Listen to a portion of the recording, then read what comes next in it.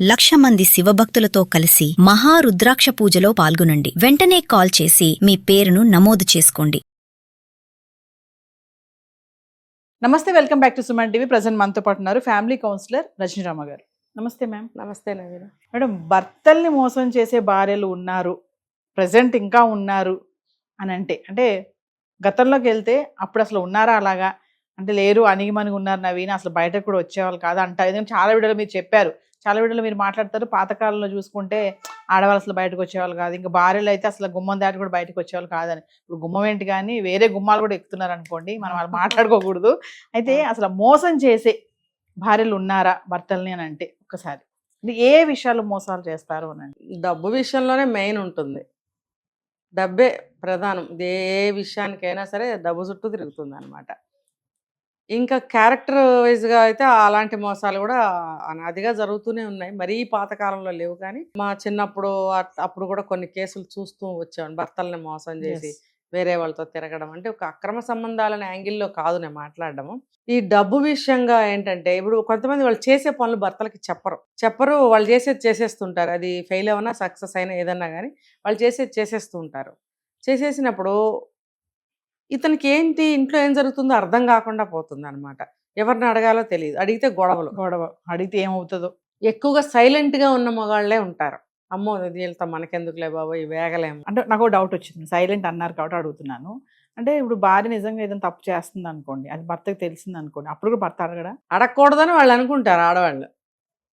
కానీ ఇది సంసారపక్షంగా అయితే అడగాలి కదా, ఇది ఎందువల్ల చేస్తున్నావు, దేనికి చేస్తున్నావు, నీకేం తక్కువైంది అని అడుగుతాడు భర్త అనేవాడు. అడగటం అనేది భార్యలకి నచ్చదు. అంటే ఇది ఎట్లా అంటే మోసము అని అంటే ఎట్లా చెప్పాలి దీన్ని, ఒక నష్టం కలిగించటం అంతే కదా. భర్తకి అతనికి తెలియకుండా ఏదైనా ఒక పని చేస్తే అది ఇంటికి కానీ భర్తకి కానీ మోసం జరగటం, అదే నష్టం జరగటం, అదేదైనా నష్టం జరగటం, అదే విషయమైనా అంతే.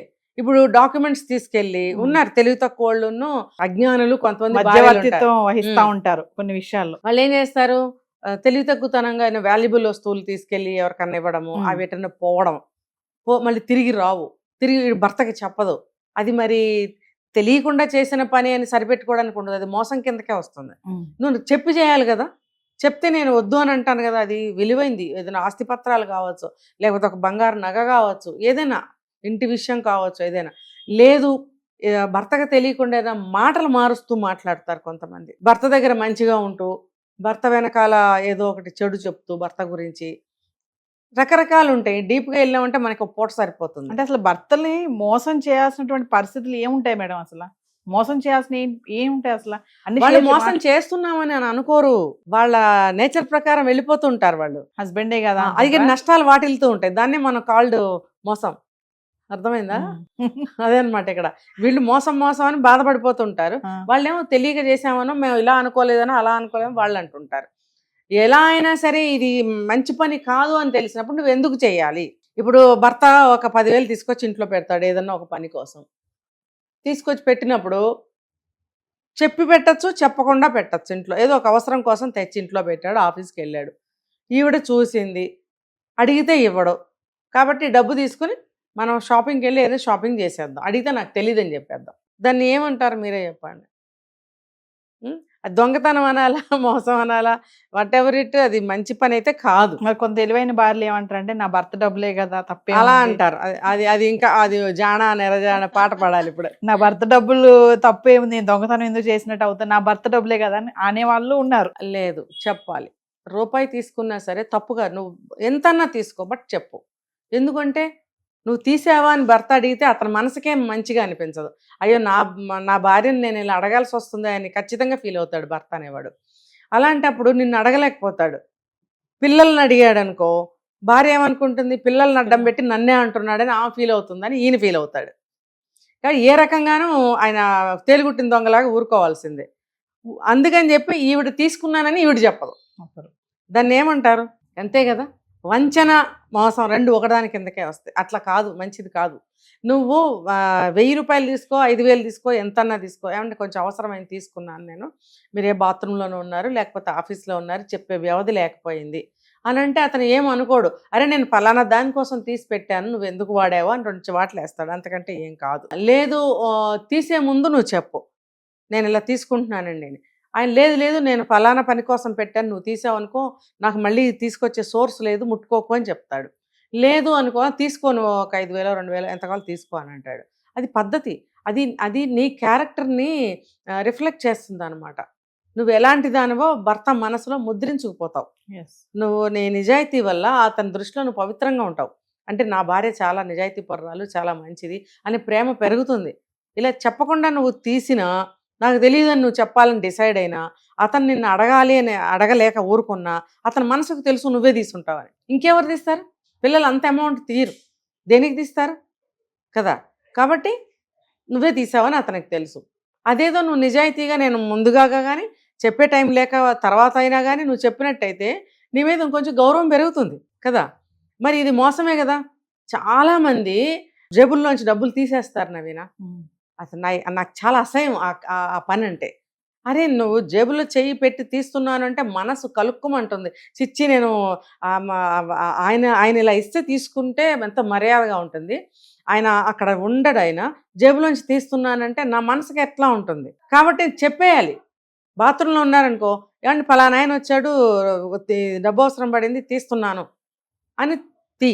లేదు ఆయన ఇంట్లో లేడు చెప్పే ఇది లేదు, వచ్చిన తర్వాత చెప్పు. చాలా గౌరవం పెరుగుతుంది నీకు.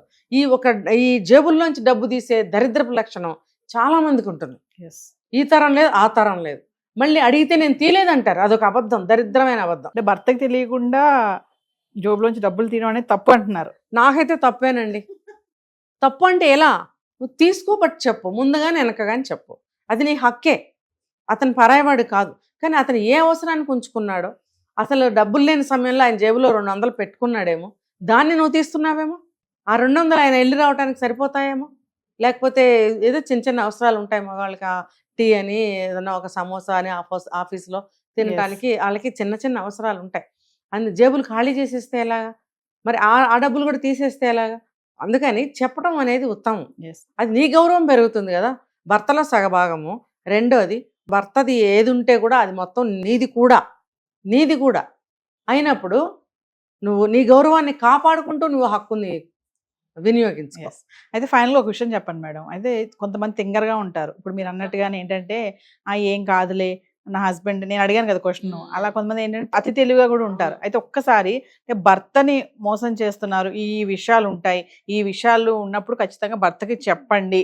అది డబ్బే కానీ మాటే కానీ ఏదైనా సలహా కానీ భర్తకు చెప్పకుండా చేయొద్దు, అది చాలా చేయడం వల్ల అది మోసమే అని అంటే కొన్ని ఏమున్నాయి పాయింట్స్ చెప్పండి. ఏమేమి? ఫస్ట్ ఆఫ్ ఆల్ భార్యాభర్తల మధ్యన ఎటువంటి రహస్యం ఉండకూడదు.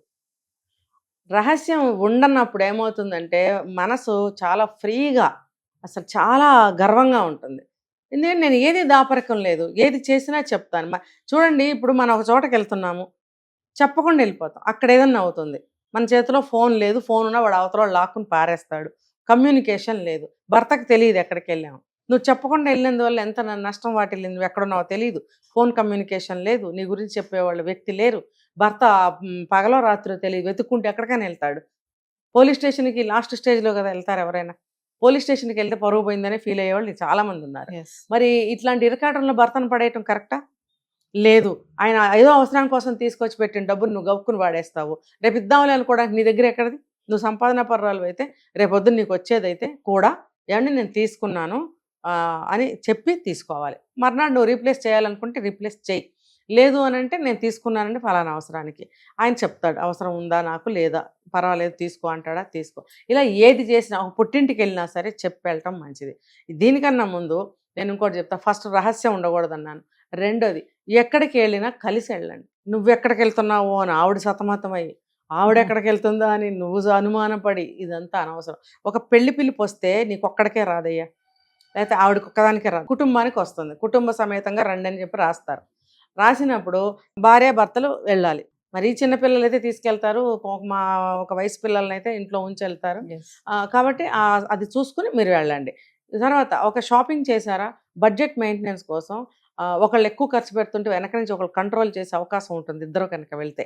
ఇంకొకటి, ఇంటికి ఒక వస్తువు ఇద్దరు కలిసి కొనుక్కుంటే అదొక ఆనందం. ఇది బాగుంటుంది కదా, ఇది మనకు సరిపోతుంది కదా, ఇది ఇంకొకటి తీసుకుంటే మనకి ఉంటుంది కదా, ఇలా ఇలా డిస్కస్ చేసుకుంటూ ఒక వస్తువు కొనుక్కోవటం వల్ల ఏమవుతుందంటే భార్యాభర్తల బాండ్ అనేది పెరుగుతుంది. కూరగాయల మార్కెట్కి వెళ్ళారనుకో, మీకు వంకాయ ఇష్టం, నాకు బీరకాయ ఇష్టం.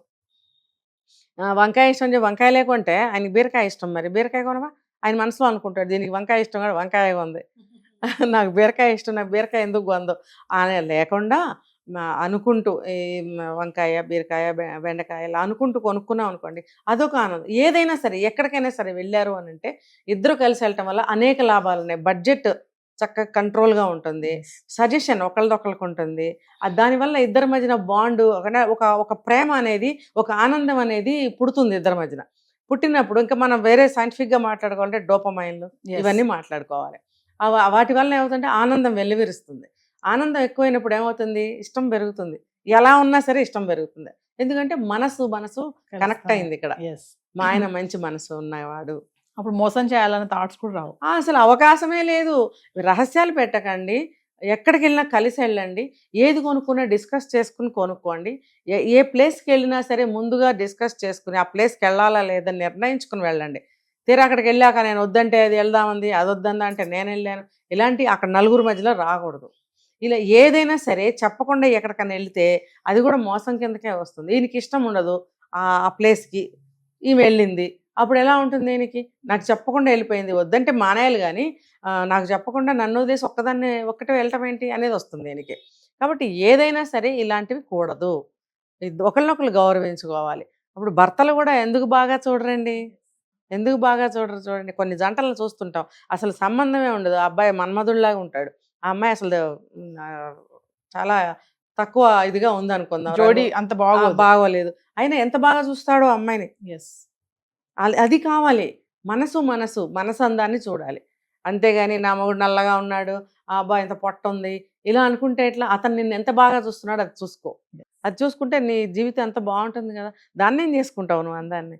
మనసందాన్ని బట్టి నిన్ను కొట్టకుండా ఉంటే చాలు కదమ్మా, నీకు చక్కగా అన్ని తీసుకొచ్చి పెడుతుంటే చాలు కదా, పిల్లలకి అన్ని తీసుకొస్తుంటే చాలు కదా, అవే కదా కోరుకుంటాం. మరి ఊరికి ఎర్రగా ఉన్నాడు పక్కన పెట్టుకుని ఏం చేస్తావు నువ్వు, అది తెలుసుకోవాలి. Thank you.